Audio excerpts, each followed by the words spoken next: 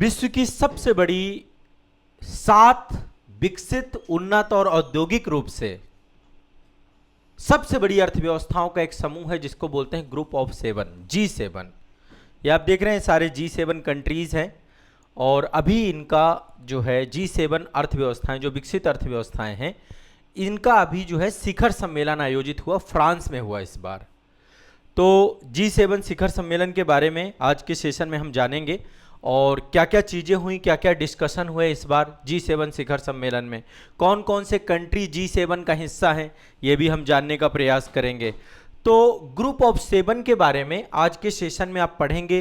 भारत भी अभी हमारे जो माननीय प्रधानमंत्री हैं नरेंद्र मोदी जी, वो भी ग्रुप 7 का हिस्सा बने थे, तो एक आउटरीच कंट्री के तौर पे, एक गेस्ट कंट्री के तौर पे इनको बुलाया गया था। अब यहाँ पर देखिए दो चीज़ें दिमाग में बैठा लीजिए जहाँ से क्वेश्चन आएंगे। पहले तो ये 52वां शिखर सम्मेलन था आपका, लिख लीजिएगा इस चीज को, ये 52वां शिखर सम्मेलन है आपका, शिखर सम्मेलन,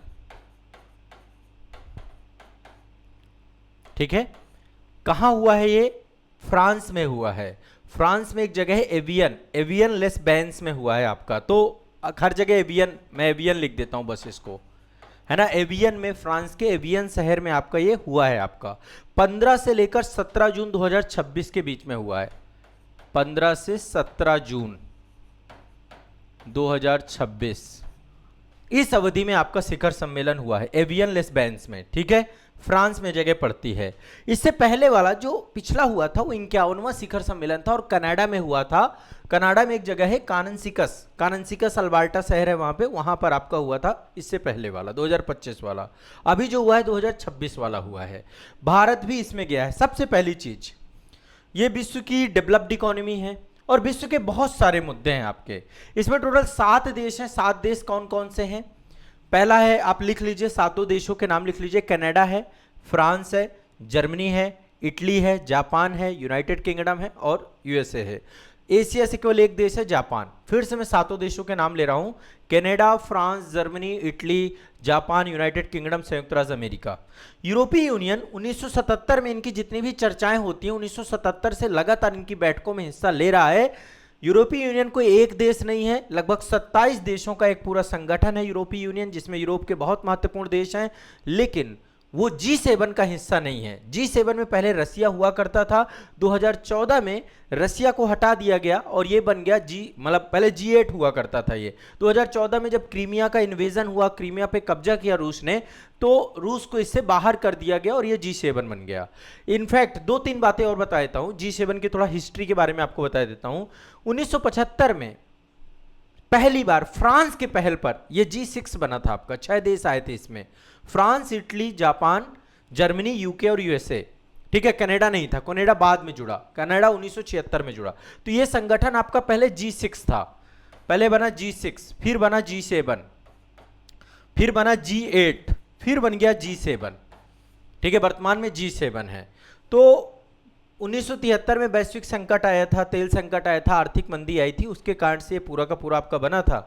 और फिर बाद में 1976 में कनाडा जुड़ गया, कनाडा के बाद फिर 1997 में रूस को जोड़ा गया और फिर 2014 में रूस को फिर से बाहर कर दिया गया।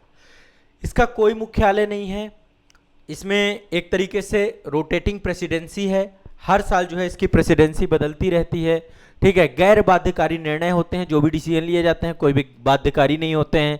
अल्टीमेट वैश्विक मुद्दों पर ये बातचीत करते हैं।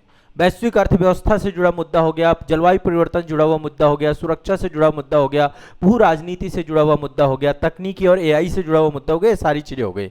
इसका जो ज्योग्राफी मैपिंग है वो मैं अलग से कराऊंगा, अलग से एक सेशन दूंगा जिसमें ज्योग्राफिकल मैपिंग कराऊंगा।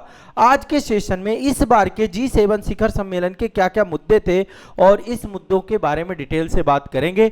इसके बाद हम द्विपक्षीय वार्ताएं, चूंकि भारत इसमें सम्मिलित था, प्रधानमंत्री नरेंद्र मोदी जी आप देख पा रहे होंगे यहाँ पर खड़े हैं, तो प्रधानमंत्री जी ने कई देशों के साथ द्विपक्षीय वार्तालाप भी किए हैं। अमेरिका के साथ भी इनफैक्ट किया है। अमेरिका, जेलेंस्की भी पहुंचे थे इसमें, अभी जेलेंस्की से भी मुलाकात हुई है, फ्रांस के राष्ट्रपति से मुलाकात किया। तो अल्टीमेट सभी को लेकर के हम अलग से एक एक करके सेशन वो बनाएंगे। जैसा कि आप सभी जानते हैं मैं अंतर्राष्ट्रीय संबंध के सारे मुद्दे उठाता हूं, सारे इंपॉर्टेंट मुद्दे उठाता हूं, तो कोई मुद्दा छोड़ूंगा नहीं। तो चलिए फिर से अब एक बार इसको समझते हैं। कौन सा शिखर सम्मेलन था? 52वां शिखर सम्मेलन था। 15 से 17 जून 2026 के बीच में हुआ। फ्रांस के शहर एवियन लेस बेंस में हुआ, है ना। जिनेवा झील के तट पर आयोजित किया गया। वहां पर एक जिनेवा झील है, उसी के तट पर आपका आयोजित किया गया। ठीक है, उच्च स्तरीय बैठक हुई। फ्रांसीसी राष्ट्रपति इमैनुअल मैक्रोन, आप सभी जानते हैं इस सम्मेलन के मतलब जो है, और 7 स्थायी देश, भारत के प्रधानमंत्री नरेंद्र मोदी और कई सारे विशेष आमंत्रित वैश्विक नेता भी थे। मतलब कई सारे देशों को आमंत्रित किया गया था, उन पे भी बात करेंगे। तो कौन कौन से लीडर थे, थोड़ा सा एक बार लीडर्स के बारे में भी जनरली एक आइडिया मैं आपको देता हूं। फ्रांस के राष्ट्रपति थे इमैनुअल मैक्रोन, ठीक है। अमेरिकी राष्ट्रपति डोनाल्ड ट्रंप थे। कनाडा के प्रधानमंत्री मार्क कार्नी है इस समय, मार्क कार्नी। अब जस्टिन ट्रूडो नहीं है वहां पर, मार्क कार्नी कनाडा प्रधानमंत्री हैं। यूनाइटेड किंगडम में कीर स्टारमर हैं इस समय, वो भी यहां पर पहुंचे। और इटली के प्रधानमंत्री जॉर्जिया मेलोनी, ये भी यहां पर पहुंची। और विशेष आमंत्रित देश जिसको हम आउटरीच पार्टनर कहते हैं, भारत के प्रधानमंत्री नरेंद्र मोदी जी, ब्राजील के राष्ट्रपति लूला डी सिल्वा, यूक्रेन के राष्ट्रपति व्लादिमीर जेलेंस्की, ठीक है, जेलेंस्की। अब चूंकि पूरा मुद्दा भी रशिया यूक्रेन का चल ही रहा है। और केन्या के राष्ट्रपति विलियम रूटो, ठीक है, केन्या। तो आउटरीच कंट्री में कौन था? भारत था, ब्राजील था, यूक्रेन था, केन्या था। हर साल ये बदलते रहते हैं, लेकिन अभी भारत को कंटिन्यूअस इसका आउटरीच सदस्य माना जाता है, जोड़ के रखा गया है। अल्टीमेट क्या क्या एजेंडे थे इसको लेकर के, क्या क्या बातें थी? देखिए अभी आप सभी जानते हैं सबसे बड़ा मुद्दा जो चल रहा है, ईरान और अमेरिका के बीच में जो वार है, अब वो थम गया है, हार्मुज दोबारा खुल चुका है। और सबसे पहली बात आप सभी जानते हैं अमेरिका के द्वारा 3 जहाजों को टारगेट किया गया था हिंद महासागर में, हमारे रीजन पे, और हमारे 3 जहाजों पर हमला किया गया इस बीच में। ठीक है, इस मुद्दे पर वैसे प्रधानमंत्री जी ने चर्चा नहीं की, लेकिन भारत और अमेरिका के बीच में द्विपक्षीय बैठक हुई है। नरेंद्र मोदी और डोनाल्ड ट्रंप दोनों आपस में बैठे हैं। ठीक है, अब उस पर मैं बाद में अलग से पूरा सेशन लूंगा, किन किन मुद्दों पे बातचीत हुई है, चाहे वो टैरिफ का मुद्दा हो या फिर ऊर्जा आयात की बात हो, या कई सारे मुद्दे हैं, उस पर हम अलग से बात करेंगे।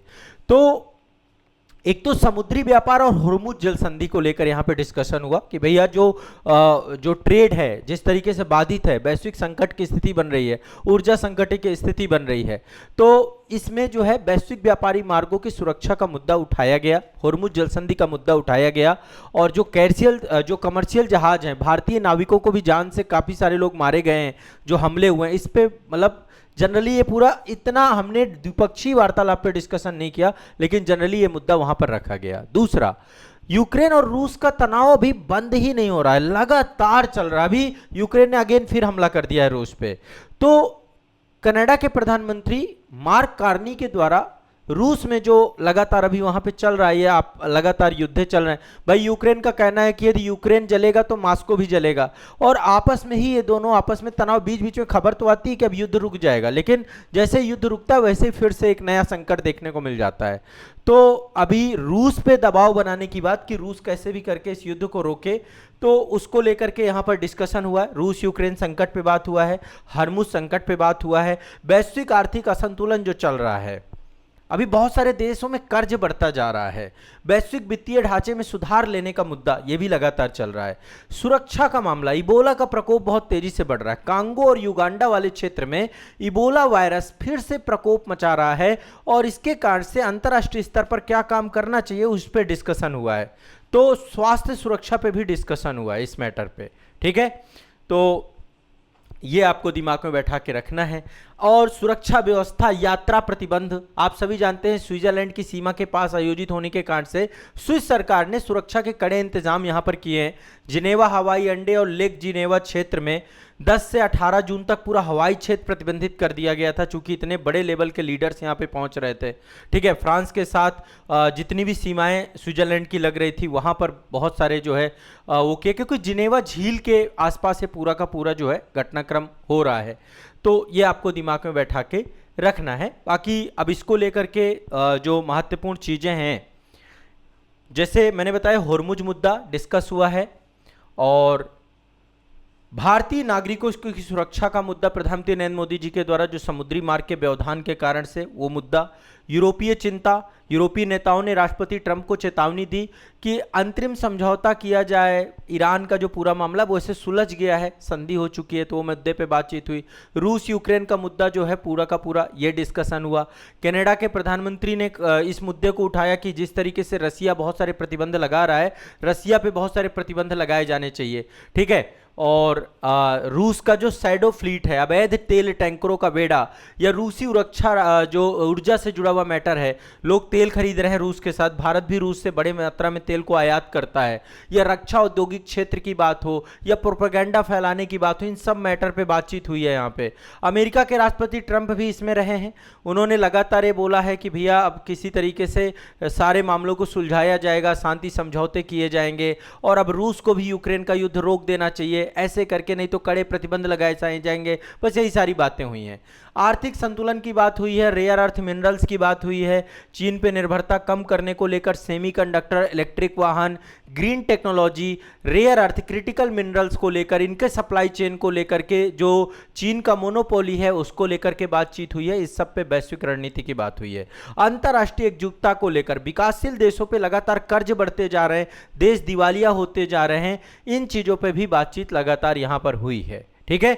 दूसरा जो नवाचार चल रहा है, एक तो आर्टिफिशियल इंटेलिजेंस का मामला अभी है ना। आर्टिफिशियल इंटेलिजेंस पे बात अब लगातार हो रही है, जो भी मंच है वहां पर ये डिस्कशन हो रहा है कि एआई से क्या क्या खतरे हो सकते हैं। बच्चों की ऑनलाइन सुरक्षा को लेकर के भी डिस्कशन हुआ है कि बच्चों को डिजिटल प्लेटफॉर्मों से कैसे सुरक्षित किया जाए, वैश्विक स्तर पर क्या मानक बनाए जाए, इस मैटर पर भी डिस्कशन हुआ है। इबोला वायरस, मैंने आपको बताया, इबोला आउटब्रेक पर भी डिस्कशन हुआ है। तो वैश्विक स्वास्थ्य, सामाजिक मुद्दे, इबोला वायरस, इन सब मुद्दों पर डिटेल में डिस्कशन हुआ है। द्विपक्षीय व्यापार समझौतों पर डिस्कशन हुआ है। इन सब चीज़ों को लेकर भारत और अमेरिका के बीच में द्विपक्षीय वार्ता हुई है। इस पर मैं अलग से एक डिटेल में डिस्कशन आप सभी के साथ करूंगा, ठीक है। क्लियर है, स्पष्ट है। ये पूरा का पूरा मामला 52वें शिखर सम्मेलन को लेकर के अभी आपका हुआ। देखो आमतौर पे हर साल होता है, ठीक है, देश, विश्व के सारे देश एक साथ बैठते हैं, वैश्विक मुद्दों पे चिंता करते हैं, लेकिन एक्चुअल में जमीनी हकीकत सबसे बड़ी चीज है। यही वो देश हैं जो अशांति के जनक भी हैं। आज अमेरिका ने पूरे विश्व को अशांत कर रखा है, आज रसिया ने पूरे विश्व, रसिया भी देखिए ना, क्या पूरा यूरोप में जो युद्ध में फंसे कौन है, ये सब पावरफुल कंट्री फंसे हुए हैं। आज आप देखिए ना, दक्षिण चीन सागर का मुद्दा हो, या जापान, अभी जापान और चीन के बीच में तनाव की बात हो, ये अमेरिका जहां जहां भी है, पूरा पश्चिम एशिया संकट हो, सब में यही जिम्मेदार भी है, ठीक है। G7 कंट्री, और ये कुछ सिर्फ बस ये है कि मिल करके बातें हो गई सारी, कोई भी निर्णय बाध्यकारी है नहीं। हाँ, अपनी चिंता जता दी, हर साल एक नया सम्मेलन कर लिया, बस यहीं तक सीमित हो गई हैं चीजें, है ना। जमीनी हकीकत में जब तक चीजें नहीं उतरेंगी, यदि वो वास्तव में वैश्विक शांति चाहिए, तो वैश्विक शांति के कदम उठाने पड़ेंगे, आपको खुद अशांति का जनक नहीं बनना पड़ेगा। ये इसका जो है सबसे इंपॉर्टेंट चीज होनी चाहिए, ठीक है। तो ये आपको दिमाग में बैठा के चलना है, ठीक है। चलिए।